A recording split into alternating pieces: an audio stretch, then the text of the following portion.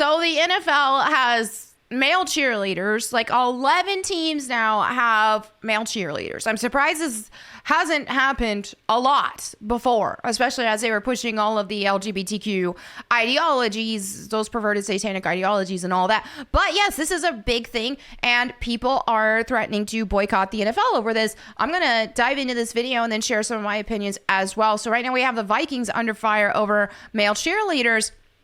Now, when I initially hear male cheerleaders, apparently there's been male cheerleaders, and I just didn't know it because I don't know.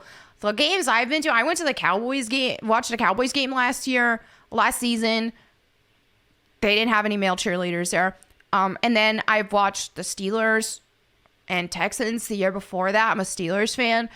No cheerleaders. I was at the Texans stadium. I know Steelers don't have cheerleaders at all. Texans, wait, they did. I believe they did. But they were not there. I did not see any male cheerleaders among them. But apparently there have been male cheerleaders that have been sneaking in there. I don't know what all teams have them, but we are going to have a little bit of a breakdown of what all teams have male cheerleaders as of now. So this article, of course, is promoting it. They're acting like it matters. This is important for representation and this and that. Let's see what they have to say. The NFL has frequently become the focal point of culture wars online over the past few years, with some criticizing it for being too woke. Yes, it has been lately. Social media discourse has been prompted about the pride flags and all that stuff, which often referred to the Black national anthem and performance. Yes, that Black national anthem was cringe. Okay, so they're saying it matters. Why? They didn't get to the point. It doesn't. This is the thing.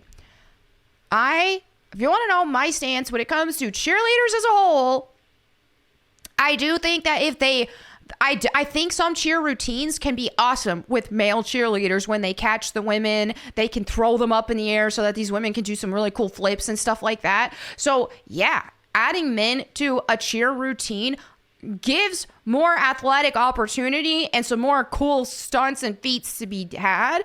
But I don't want to see a bunch of fruity actions from cheerleaders. From these male cheerleaders. It's not good. This is not something that the NFL is supposed to be a family-friendly event. Granted, it's not always that way, but it is supposed to be a family-friendly event to go to these games. And then here you have these male cheerleaders who are acting effeminate, which is an abomination in God's sight. And I believe that children should not be exposed to these types of behaviors because it's destructive, it's harmful, and it leads people down the wrong path. I do hope that all of these people who live in those kind of lifestyles will find Jesus and be delivered from that, because it is demonic, and I do believe it's demonic oppression, and I believe that demons tempt them and lead them astray on this path instead of being the men that God created them to be and embracing their masculinity, right? Not everybody has to be a wilderness man in the woods, okay? So I'm not saying that, but to deliberately act effeminate, that's a different story. That is not of God. So I don't think that's good for children to be exposed to. Also, we have the New Orleans Saints, who have 12 male cheerleaders, apparently. That's a lot. So a lot of people don't like it. Here we go. Again, this is definitely giving that's definitely giving effeminate, right? So they have had male cheerleaders since 2018. Apparently. So this guy, again, I didn't know anything about this. So I guess it just wasn't something that they put on camera a lot, because I've not seen when I watch these games. But yeah, when I've watched these games on TV, right? So here you have people who are saying they are going to boycott. We have the Minnesota Vikings has a man as their new cheerleader.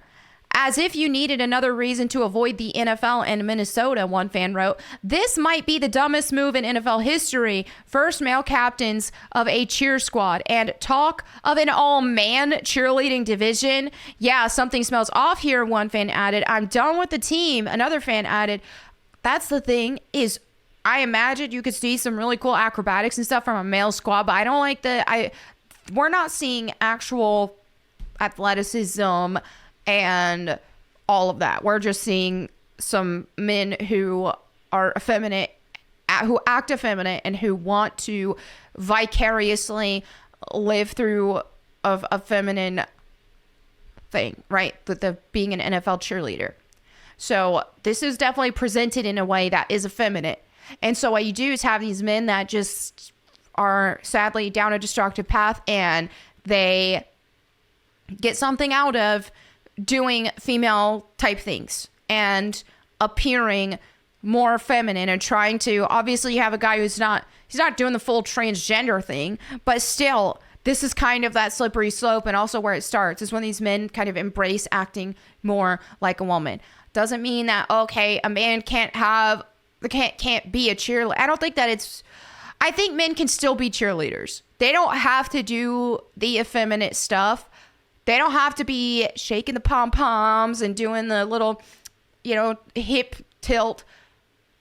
They can be performing acrobatics and dance as a man, right? And in a masculine way.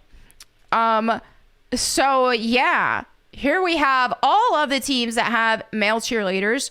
Steelers are marked safe from this because we don't have cheerleaders at all. Steelers don't.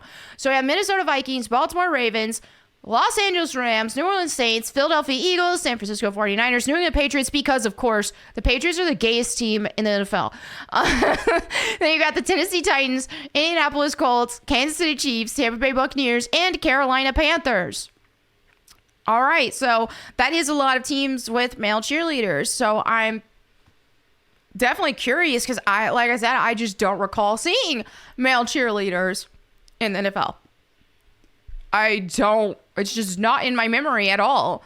So again, perhaps the cameras weren't focusing on it, or I was just so focused on the actual games that I didn't see such a thing. I don't know what just happened. My cat oh, there he is. I don't know if you heard all that. My cat is running like crazy. Okay. So anyway, yeah, I'm just of the opinion that NFL games, they are designed to be family events, and I think that they should be maintained as family events. And I think that there's a certain code of conduct that needs to be had with all cheerleaders as a whole, male and female. So obviously, I am against them presenting the LGBTQ stuff, the effeminate males, and I think that the women need to be conducting themselves in a way that is not with the intent of drawing lust from the viewers. I think that this does need to be, the NFL should be family friendly. Even at stadiums, like they have rules not to use foul language, don't use curse words at stadiums, and so on and so forth, because it is a family friendly event. And likewise, I do believe that the cheerleaders and all of that should also be family friendly. And yeah, there's some cool stuff that cheerleaders can do and some cool cheer routines. And men could add to that, but sadly, they're going gay, as a lot of things do. So there you have it for this video. Thank you all so much for hanging out with me. Let me know what you guys think in the comments below. And as always, I would love to see you guys on my Bible channel, Bible Time with Melanie Mack, where I've got weekday vlogs and Bible verse of the day shorts every single day. That's linked in the description. So thank you all again. I will catch you next time. In the meantime, go boom.